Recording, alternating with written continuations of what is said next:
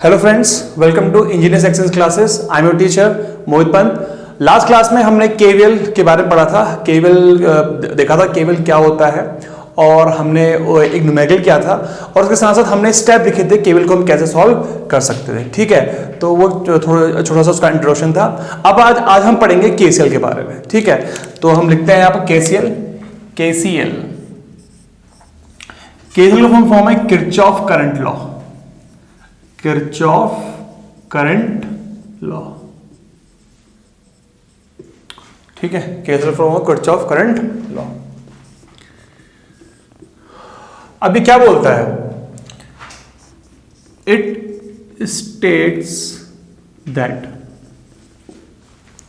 Kirchhoff current law क्या बोलता है? ये बोलता है किसी भी एक नोड पे या जंक्शन में किसी भी एक पॉइंट पे आने वाली सारी करंट का जो एल्जेब्रिक सम होता है वो कितना होता है? 0 होता है।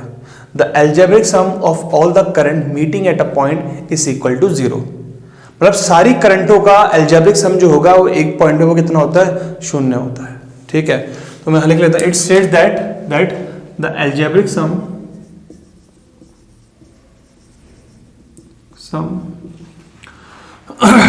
of all the currents meeting at a point is equal to 0। किसी भी पॉइंट पे आने वाली सारी करंट का जो एल्जेब्रिक सम होगा वो इक्वल टू कितना होगा? 0 होता है। ठीक है, एग्जाम्पल के तौर पे मान लेते हैं ये पॉइंट है, इसको आप नोड मान लो, जंक्शन कुछ भी मान सकते हो। तो मान लेते हैं कि यहाँ पे ये 3 4 ऐसा आ रहा है, ये जा रहा है, ये जा रहा है, यहाँ से I1 आ रही है, यहाँ से I2 आ रही है, यहाँ से I3 आ रही है, मान लो यहाँ I4 जा रही है, और यहाँ का जा रही है I5 जा रही है। ठीक है, तो हम अज्यूम करते हैं, हमें मानते हैं लेट्स सपोज जो करंट अंदर जा रही है उसको प्लस ले लेते हैं, और जो करंट बाहर जा रही है उसको क्या लेते हैं? साइन माइनस ले लेते हैं। एल्जेब्रिक सम, या उल्टा भी ले सकते हैं, अंदर जाते को माइनस को प्लस ले सकते हैं, हम दोनों कर सकते हैं। तो कौन कौन से अंदर जा रही है आपका? 1 2 3, तो हो जाएगा I1 plus I2 plus I3।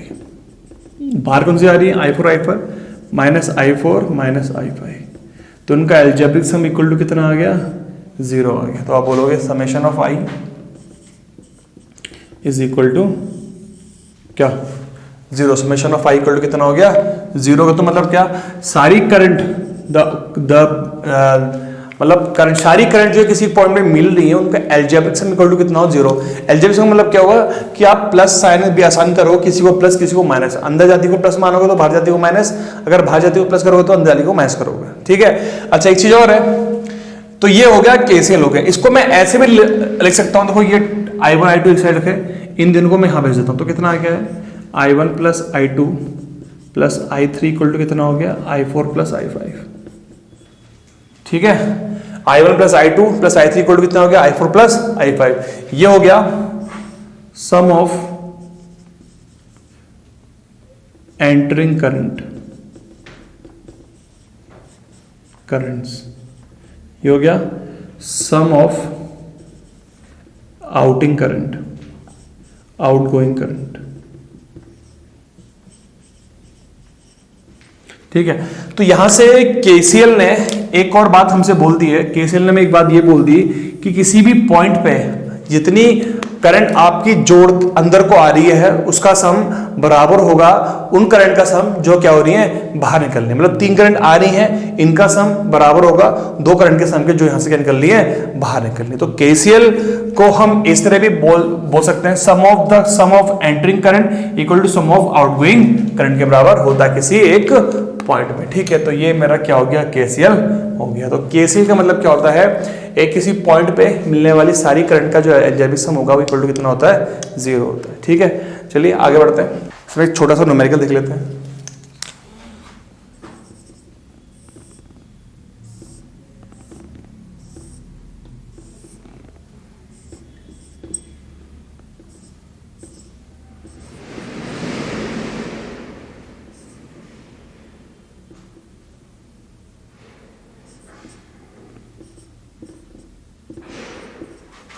ये हमें करंट निकालनी है, ये नोड है। एग्जाम में क्वेश्चन आ सकता है कि इस डिटरमाइन द वैल्यू ऑफ आई, हमें आई की वैल्यू निकालनी है ना, हमें क्या करना है, आई की वैल्यू निकालनी है। तो देखते हैं टोटल एंटरिंग करंट कितनी है, अंदर जो जा रही है, अंदर ये जा रही है 5 और 10, इनका सम कर लेते हैं। टोटल एंट्री करंट कितनी है, देखो नोड के अंदर 5 आ रही है, 10 आ रही है, तो 10 हो गया। बाहर जाने वाली करंट कौन सी है, 6 7, ये इनका अलग से जोड़ लेते हैं, 6 + 7 + आई, तो ये हो गया 15, 15 - 13, कितना आंसर आ गया, इसका आंसर आ गया 2 है। ठीक है, तो कभी ऐसे क्वेश्चन आ जाते हैं जो कि कॉन्सेप्ट बेस होंगे। तो टोटल सम ऑफ एंटी current equal to the sum of current leaving the point. ठीक है, तो इस तरह ये हमारा क्या हो गया, केसीएल सॉल्व हो गया। अच्छा, अब एक काम करते हैं, इस पे एक न्यूमेरिकल सॉल्व कर लेते हैं। थोड़ा पर हमें केसीएल पे एक न्यूमेरिकल सॉल्व करना है, कैसे सॉल्व होगा देखते हैं। एक क्वेश्चन ले रहा हूं मैं, आपको स्टेप बाय स्टेप समझाऊंगा, इसको कॉन्सेप्ट को स्टेप बाय स्टेप समझाऊंगा कि कैसे इसको सॉल्व करना है। ठीक है, तो वही जो हमने केवीएल में क्वेश्चन करा था, उसी क्वेश्चन को हम दोबारा यहाँ पे ले लेते हैं और फिर हम इसको केसीएल सॉल्व करेंगे।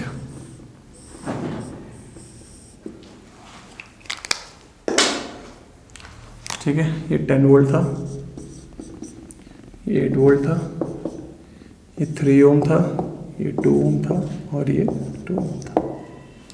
ठीक है, तो इस तरीके का हमें उसको देखना है।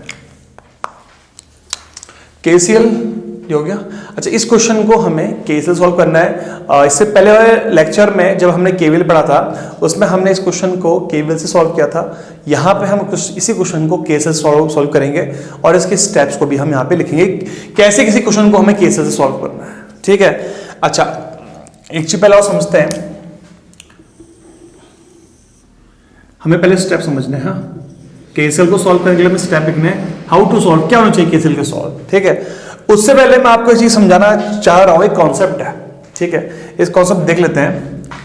मान लेते हैं एक पॉइंट है, एक नोड है, एक रजिस्टर है और दूसरी नोड है। ठीक है, इस रजिस्टर की वैल्यू है R और इस रजिस्टर का पॉइंट है A, ये पॉइंट क्या है B, यहां वोल्टेज है VA और यहां वोल्टेज क्या है VB। ठीक है, देखा ये एक नोड है, ये दूसरी नोड है, इस नोड का नाम है A, इस नोड का नाम क्या है B, यहाँ वोल्टेज है VA और यहाँ वोल्टेज क्या है VB।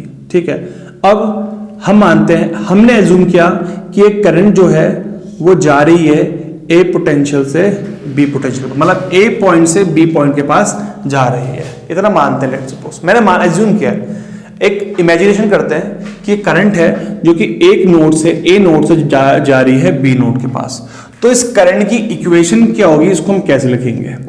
ठीक है, तो जो करंट का फॉर्मूला होता है, करंट होता है करंट का जो फॉर्मूला करंट हम लिखते हैं, करंट होती है पोटेंशियल डिफरेंस अपॉन रेजिस्टेंस। ठीक है, पोटेंशियल डिफरेंस क्या होगा, तो करंट जहां से जाती है, करंट कहां से फ्लो कर रही है A से और जा किसके पास रही है B के पास, तो करंट जहां से जाएगी वो होता है हाई पोटेंशियल, वो मेरा क्या होता है हाई पोटेंशियल होगा। और करंट जहां पहुंच रही है वो क्या होता है लो पोटेंशियल होता है। सही में है ना, इतना ध्यान रखना है आपको। मैंने करंट एज्यूम करी इस डायरेक्शन में, करंट जा रही है A से B के पास, तो करंट अगर A से जा रही है तो A होगा हमारा हाई पोटेंशियल और जा रही है B के पास तो B क्या होगा लो पोटेंशियल। तो करंट का फॉर्मूला हो जाता है high potential minus low potential upon register.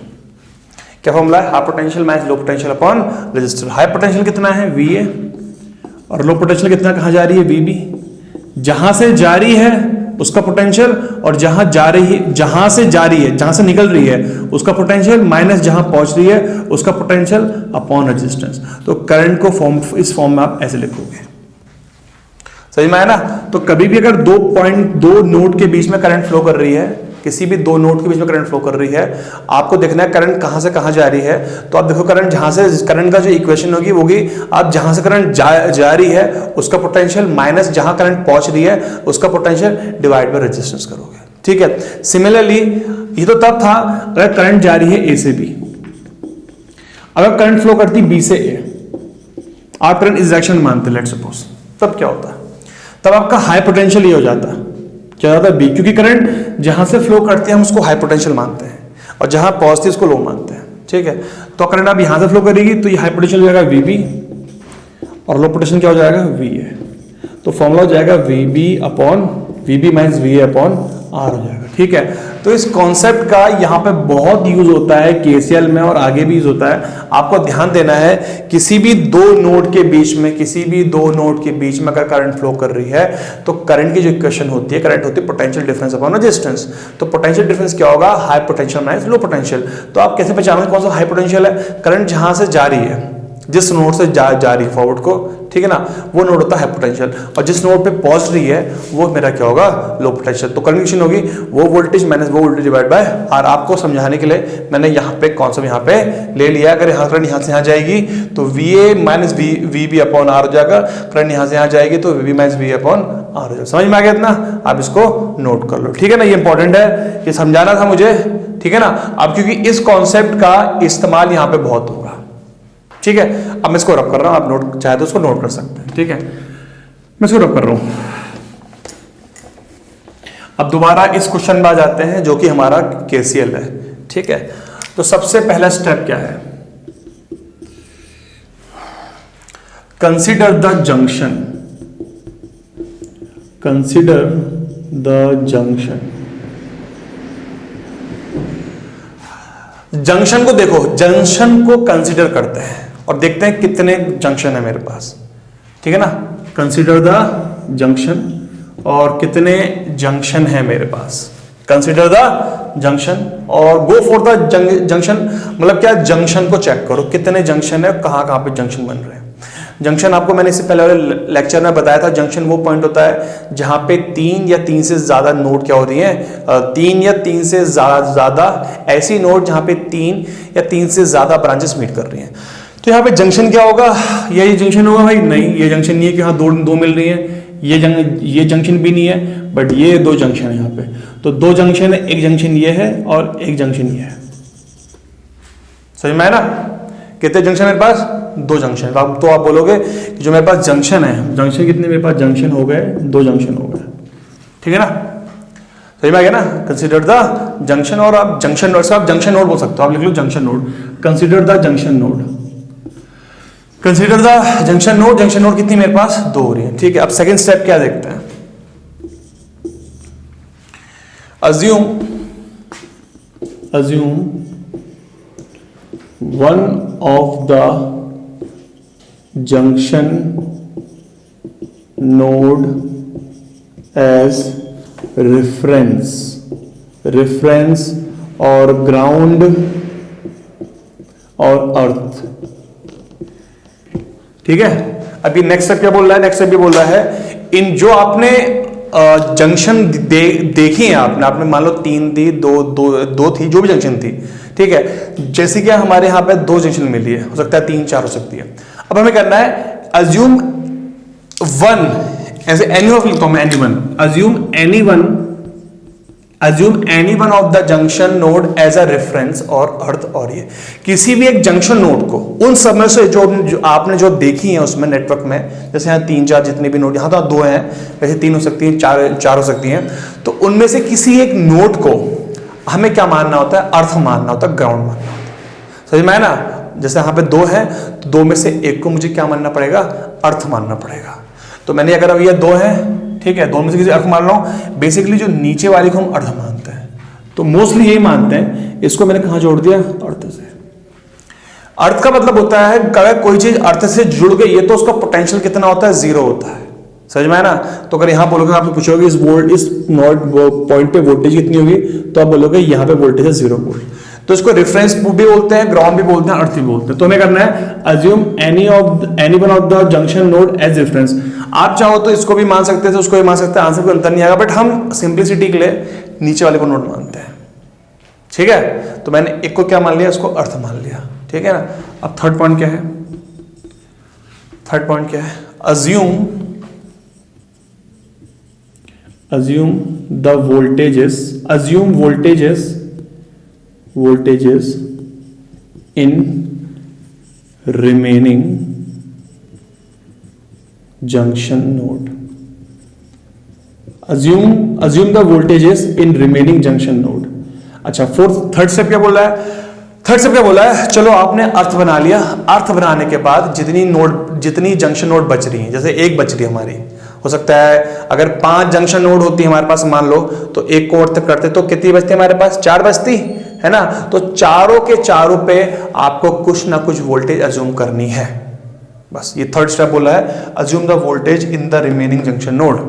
तो मैंने क्या करा, देखो अब हमारे यहाँ पे क्या थी, दो थी, दो में से एक को तो मैंने क्या कर दिया, ग्राउंड कर दिया। अब बची कितनी? एक बची है। तो जो रिमेनिंग जंक्शन नोड है, मुझे यहाँ वोल्टेज अज्यूम करनी है। तो मैंने यहाँ क्या करा, यहाँ मैंने एक वोल्टेज अज्यूम कर लिया, और ये वोल्टेज होगी आपकी, मान लेते हैं V। ये वोल्टेज क्या होगी हमारी? V हो गई है। तो थर्ड स्टेप क्या बोल रहा है? थर्ड स्टेप बोल रहा है assume the voltage in the remaining junction node. देखो दोबारा मैं एक बार क्वेश्चन पॉइंट्स को एक बार और क्लियर कर देता हूं। पहले स्टेप बोलता है कि भैया देखो जंक्शन नोड कितनी है, नेटवर्क में साफ साफ दिमाग लगाना है। तो जंक्शन नोड मैंने आपको पिछला लेक्चर बना रहा है, अगर आपने मेरा वो लेक्चर नहीं देखा तो प्लीज आप इससे प्रीवियस लेक्चर को देख सकते हैं। मैंने वहाँ आपको बताया है कि जंक्शन नोड क्या होती है। एक ऐसा नोड होता है जहाँ पे जहाँ पे 3 या 3 से ज्यादा ब्रांचेस मीट करती हैं। तो ऐसे जंक्शन नोड कहाँ पे? 2 ही तो हैं, एक ये और ये 2 तो नहीं है ना, है ना, 2 ही हैं। तो सेकंड स्टेप क्या बोलता है, किसी एक को रेफरेंस नोड मान लो, उन दोनों में से किसी एक को रेफरेंस नोड मान लिया, मैंने इस वाले को मान लिया, कोई दिक्कत नहीं। थर्ड स्टेप क्या बोलता है, अब जो बच रही है अर्थ को छोड़ना, जो बच रही है उनमें वोल्टेज अज्यूम कर लो। अब अर्थ को छोड़ने के बाद एक बच रही है, तो वहां वोल्टेज मान लो, मैंने वहां वोल्टेज क्या मान ली है? V मान ली है। तो थर्ड स्टेप पूरे हो गए। फोर्थ स्टेप क्या लिखते हैं? फोर्थ स्टेप क्या है? Apply the KCL on the remaining node, ठीक है, and solve the equation. Fourth step क्या बोल रहा है? अब आपको क्या करना है, जो रिमेनिंग जंक्शन नोड है जहां पे आपने वोल्टेज अज्यूम करी है, ठीक है ना, जो रिमेनिंग जंक्शन नोड है जहां पे आपने वोल्टेज अज्यूम करी है, वहां पे क्या अप्लाई करना है आपको? KCL अप्लाई करना है, ठीक है। जैसे कि मान लेते हैं ये नोड का नाम है A, उसका नाम क्या है? A। तो आप लिखोगे एट A पे क्या हुआ? तो अच्छा A पे कुछ करंट यहां से आ रही होगी, इसका नाम मान लीजिए I1 हो गई, कुछ करंट यहां से आ रही होगी, मान लो I2 हो गई, और यहां जा रही होगी मिलके ये करंट क्या हो गई? I3 हो गई। ऐसा अज्यूम कर लेते हैं, मैंने माना एक करंट यहां से, एक करंट यहां से मिलके वो यहां ये चल गई। तो अब KCL में क्या बोलोगे? Total sum of entering current कितनी है? I1 plus I2 is equal to total current leaving the node, कितनी हो गई? I3 हो गई। सही लिखा है ना? यहां से करंट I1 आ रही है, यहां से करंट I2 मान लेते हैं, यहां से करंट I3 है, और यहां से नोड के अंदर करंट कितनी आ रही है? दोनों आ रही है, उनको ऐड कर लिया, अंदर नीचे कितनी आ रही है? I3 हो गया। आप चाहो तो डायरेक्शन रिवर्स भी कर सकते हो, तो KCL उसके अकॉर्डिंग क्या हो जाएगा? चेंज हो जाएगा, ठीक है ना, आंसर में कोई फर्क नहीं आएगा, ठीक है। तो I1 plus I2 equal to कितना हो गया आपका? I3 हो गया, ठीक है। तो ये हो गया इतना। अच्छा अब I1 देखते हैं।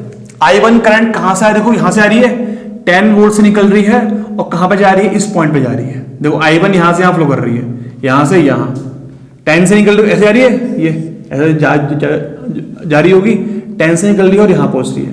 तो I1 को क्या लिखोगे आप? 10 माइनस V अपॉन 3। I1 को क्या लिखोगे? 10 minus V upon 3, 10 minus V upon 3। अच्छा नेक्स्ट I2 क्या है? यहां से जा रही है, 8 से जा रही है, और कहां पे पहुंच रही है? V के पास। I2 क्या लिखोगे? 8 माइनस V अपॉन 2, तो हो जाएगी 8 माइनस V अपॉन 2। ये मेरी I2 हो गई। तो I2 निकली यहां से और कहां खत्म हो गई? V पे। तो high potential minus low potential upon resistance. अगर आप करंट उल्टी मानते आप लिखते V माइनस 8 अपॉन 2, बट मैंने करंट ऐसे मानी है, तो 8 माइनस V अपॉन 2 हो गया, इक्वल टू I3 कहां जा रही है? इसमें जा रही है, नीचे को फ्लो कर रही है। तो I3 निकल कहां से रही है? V से, और कहां पहुंच रही है? इस पॉइंट पे। ये पॉइंट क्या है? अर्थ, ग्राउंड। तो इसका पोटेंशियल कितना होगा? वोल्टेज कितनी होगी इसकी? 0। तो V माइनस 0 अपॉन 2। सॉल्व हो गया, ठीक है। देखो दोबारा देखते हैं, यहां से एक करंट ये आई, एक करंट ये आई, ऐड होकर यहां चली गई, तो I1 प्लस I2 कितना हो गया? I3 हो गया। तो I1 क्या लिखोगे 10 माइनस वी अपॉन 3, जो मैंने आपको बताया था हाई पोटेंशियल में लो पोटेंशियल अपॉन ये। I2 यहाँ से फ्लो कर रही है, यहाँ से जा रही है, इसके पास जा रही है, तो 8 माइनस वी अपॉन 2, और I3 कहाँ जा रही है, यहाँ जा रही है, v माइनस 0 अपॉन 2, इसको मैंने ऐसा लिख लिया। तो इसको थोड़ा सॉल्व कर लेते हैं, कितना होगा देखो, ये हो जाएगा 10 minus V upon 3 plus 8 minus V upon 2 is equal to कितना हो गया, v बाय 2 हो गया। ठीक है, अच्छा कैल्शियम ले लेते हैं, कितना आएगा, ये आ जाएगा 6, 20 minus 2v plus 24 minus 3v is equal to हो गया v बाई 2, ये हो गया 20 प्लस ये 44, ये माइनस 5v टू 3v हो गया। इसको यहाँ ले आओ, 44 इज इक्वल टू आ गया 8v, v is equal to आ गया 44 अपॉन 8, 4 11 जा 4 2 जा, कितना आ गया 5.5 वोल्ट आ गया। तो वोल्टेज कितनी आ गई, यहाँ पे हमारी 5.55 वोल्ट आ गई। कितनी आ गई, 5.55 वोल्ट आ गई। ठीक है, वोल्टेज आ गई। अब मुझे करंट निकालनी है, तो करंट I1 कितनी होगी, देखो I1 हो जाएगी कितनी, तो I1 जाएगी 10 माइनस वी अपॉन 3, मतलब 10 माइनस 5.5 अपॉन 3, तो 10 माइनस 5.5 अपॉन 3 कितना हो गया, 4.5 बाई 3, मतलब कितना हो गया 1.5 एम्पियर। ठीक है, और I2 8 माइनस ये अपॉन 3, मतलब कितना होगा 8 माइनस 5.5 बाय 2, तो ये हो जाएगा हमारा कितना 2.5 हो जाएगा, 2.5 अपॉन 2, तो ये हो गया 1.25 एम्पियर हो गया। ठीक है, और आपको I3 में निकालनी है, तो आप इन दोनों को जोड़ दोगे तो जाएगा 2.75 आ जाएगी। ठीक है, तो कहने का मतलब क्या है, आंसर वही आएगा, आप चेक करोगे तो आंसर वही आएगा जो हमने केवल में पढ़ा है। इसी क्वेश्चन को हमने प्रीवियसली केवल सॉल्व करा था, और इसी क्वेश्चन को यहाँ पे हमने केसीएल से सॉल्व करा है। अगर आप फर्क देखोगे यहाँ पे क्या था, फर्क इतना था, वहां पे हमने करंट एज्यूम की थी और लूप लगाए थे, यहाँ पे हमने वोल्टेज एज्यूम करी और नोड पे कैसे लगाया। ठीक है, पहला डिफरेंस तो ये है। दूसरा डिफरेंस क्या था, देखो वहां जो मैंने वेरिएबल एज्यूम किए थे वो कितने वेरिएबल थे, दो थे, I1 और I2 थे। अगर आप देखोगे पिछले जब हमने केवल से सॉल्व किया था तो वहां वेरिएबल कितने थे, I1 और I2 थे। तो I1 I2 को सॉल्व करने के लिए मुझे 2 केवल लगाना पड़ा वहां पे। ठीक है, बट यहाँ पे जो मेरा वोल्टेज वेरिएबल जो एज्यूम करा वो एक ही है वेरिएबल एज्यूम किया था मैंने। ठीक है ना, तो एक एज्यूम करा तो एक ही इक्वेशन में मेरा आंसर क्या हो गया, निकल गया, और क्वेश्चन मेरा इजी पड़ गया। तो कुल मिला के कहने का मतलब क्या है कि अगर मैं ऐसे क्वेश्चन को केसीएल से सॉल्व करता हूं तो कहीं ना कहीं वो जल्दी क्या हो जाते हैं, सॉल्व हो जाते हैं। ठीक है, तो कुछ क्वेश्चंस क्या होते हैं केसीएल से साइंस सॉल्व हो जाते हैं, केवीएल से थोड़े लंबे पड़ते हैं, और कुछ क्वेश्चन क्या होते हैं केवीएल से आसानी से सॉल्व हो जाते हैं, केसीएल से लंबे पड़ते हैं। ठीक है, तो ये कौन से क्वेश्चन केवीएल से आसानी से पढ़ेंगे, केवीएल से आसानी से पढ़ते हैं, ये सब प्रैक्टिस है, आपको आइडिया आ जाएगा। आप जितनी ज्यादा प्रैक्टिस करोगे आपको क्वेश्चन देख के एनालाइज हो जाता है कि यार ये क्वेश्चन केसीएल से झट से सॉल्व हो जाएगा, केवीएल से लंबा जाएगा। जैसे मैंने आपको यहाँ बताया, देखो ये क्वेश्चन अगर आप देखोगे अगली बार, ऐसा क्वेश्चन अगर आप देखोगे तो आप समझ जाओगे कि यार केसीएल से झट सॉल्व हो रहा है। ठीक है, बट क्या है, आपको किसी भी क्वेश्चन को केसीएल सॉल्व करने के सारे स्टेप क्या रखने हैं, ध्यान में रखने हैं। ये स्टेप्स क्या है, पहला स्टेप क्या है कि आपको, मैं दोबारा स्टेप को बता रहा हूं, आपको क्लियर कर रहा हूं। ठीक है, पहला स्टेप क्या है कि आप जंक्शन नोड देखो, जंक्शन कितने हैं वो देखो, जितने भी जंक्शन है उनको काउंट कर लो। जैसे मान लो 3 है, 4 है, 5 है, जितने भी हैं, मैक्सिमम आपके क्वेश्चनों में 4 आ सकते हैं, 3 2 ही सकते हैं, इससे ज्यादा नहीं आते हैं बड़े क्वेश्चंस में। ठीक है, उनमें से किसी भी एक को आप अर्थ मान लो, और बेसिकली हम किसको अर्थ मानते हैं, जो नीचे वाली आ रही नोड आ रही है, जो सबसे नीचे कॉमन होती है, हम उसको अर्थ मानते हैं। तो मैंने नीचे इसको क्या मान लिया, अर्थ मान लिया। जब से आप इसको अर्थ मानोगे तो इसकी वोल्टेज कितनी होती है, 0 होती है, आपको ध्यान रखनी है। अब बची जो जंक्शन नोड्स है, बची कितनी, देखो बची यहाँ पे अब 1 बच, जैसे यहाँ पे 1 बच जा रही है। अब मान लो अगर आपके पास 4 थी, 4 में से 1 को रेफरेंस मान लिया तो बची कितनी, 3। तो उन तीनों पे क्या करना है, आपको वोल्टेज अज्यूम करनी है। तो मैंने यहाँ पे जो मेरे पास रिमेनिंग एक थी, मैंने यहाँ पे वोल्टेज अज्यूम कर ली। तो वो थर्ड पॉइंट क्या था, assume the voltages in remaining junction node. अब फोर्थ स्टेप क्या है, जो फाइनल स्टेप क्या बोलता है, उस नोड पे आप क्या लगा लो, कैसे लगा लो, आप कोई भी 2 करंट मानो, उसको थर्ड में डाल के लिख लो पहले एक बार। यहां से मान लो यहां से आ रही है, यहां जा रही है। आप चाहते थे तो ये भी लिख सकते थे कि मान लो यहां से I1 आ रही है, I2 यहां जा रही है, और I3 यहां जा रही है। तो उस केस में करंट की इक्वेशन हो क्या होती, अंदर कौन जा रही है नोड के अंदर, तो I1 जा रही है और बाहर कौन निकलनी है, I2 I3। तो उस केस में आप लिखते हैं I2 प्लस I3 लिख लेते हैं। और बाकी चीज तो सेम वही होता, I1 कितना होता है 10 माइनस V/3, I1 हो जाता 10 माइनस V/3, I2 हो जाता होता V माइनस 8/3, उल्टा हो जाता, सॉरी 2, और I3 होता V माइनस 0/2। ठीक है, फिर यहां से आप V निकालते हैं और आप करंट की ये वैल्यू निकाल देते हैं। आंसर में कोई फर्क आपका नहीं आएगा, बट क्या है आपको स्टेप्स को क्या करना है, टू द पॉइंट समझना है और वैसे आपको करना है। ठीक है, अगर आप ये स्टेप ढंग से समझ गए, आपको स्टार्टिंग में अगर आपके कॉन्सेप्ट क्लियर नहीं है तो आपको ये स्टेप बार बार पढ़ना है, अप्लाई करना है। एक बार आप इसको करते रहोगे ये प्रैक्टिस में आ जाएगा, फिर आपको ये क्या हो जाएंगे, ठीक है ना, मतलब ये आपके स्ट्रांग हो जाएंगे पॉइंट्स। ठीक है, तो ये क्वेश्चन जो था हमने बहुत सिंपल क्वेश्चन था, बहुत बड़ा एग्जाम में आया हुआ है। तो कभी अगर आपको एग्जाम में कभी कोई क्वेश्चन दिखता है तो इसको आप केसीएल से सॉल्व कर सकते हो। ठीक है, चलिए अच्छा कुछ नोट लिख लेते हैं, केसीएल में कुछ नोट लिख लेते हैं। नोट्स, पहला नोट क्या है, ठीक है, अगर किसी सर्किट में बी नंबर ऑफ ब्रांचेस हैं, किसी सर्किट में बी नंबर ऑफ ब्रांचेस हैं, ठीक है, और एन नंबर ऑफ नोड्स हैं, एन नंबर ऑफ क्या है, नोड्स हैं। तो किसी सर्किट में बी नंबर ऑफ ब्रांचेस हैं और एन नंबर ऑफ नोड्स हैं, then maximum number of KCL equation required to solve the circuit is, then maximum number of KCL equation required to solve the circuit is। तो अब आपको maximum number बताना है कि maximum number कितनी KCL equation required हो सकती हैं उस सर्किट को सॉल्व करने के लिए। उसका फॉर्मूला है n-1, n-1। जैसे कि आपके पास कोई ये सर्किट है, उसमें 5 ब्रांचेस हैं और 3 नोड है, 5 ब्रांचेस हैं और 3 नोड है। तो उस मान लो 5 ब्रांचेस कितनी है, 5 ब्रांचेस हैं, किसी सर्किट में 5 ब्रांचेस हैं और नोड है 3। तो उस सर्किट को आपको अगर केसीएल से सॉल्व करना है तो कितनी maximum number of KCL equation लगेंगी, वो लगेंगी n-1, मतलब 3 - 1 कितना हो गया, 2 हो गया। यहां पे आपको ध्यान देना है, मैंने जो टर्म इस्तेमाल करा है वो इस्तेमाल करा है मैक्सिमम नंबर। मैक्सिमम बोलो तो मैक्सिमम इतनी हो सकती है, इससे ज्यादा नहीं होंगी, हो सकता है इससे कम भी हो सकती है। ठीक है ना, इसका मतलब फिक्स नहीं है, हो सकता है इससे कम भी हो सकती है, बट इससे ज्यादा नहीं हो सकती। मान लो अगर 3 लग रही हैं तो 3 के बजाय हो सकता है 2 भी हो सकता है, जैसे 2 निकल रही हैं, कितनी आ रही है 2, तो हो सकता है 2 के बजाय 1 में भी काम हो सकता है। ठीक है, लेकिन 2 से ऊपर 3 नहीं हो सकती है, समझ में आया ना। तो किसी सर्किट को सॉल्व करने अगर आपको केसीएल से सॉल्व करना है तो maximum number of KCL equation required is equal to कितना है, n-1। That means if they are 3 nodes, 3 - 1 which is equal to 2, then the required KCL equation maximum number of KCL equation required is 2। ठीक है, तो ये हमारा पहला note point हो गया। ठीक है, अच्छा अब हम लिखते हैं सेकंड नोट पॉइंट।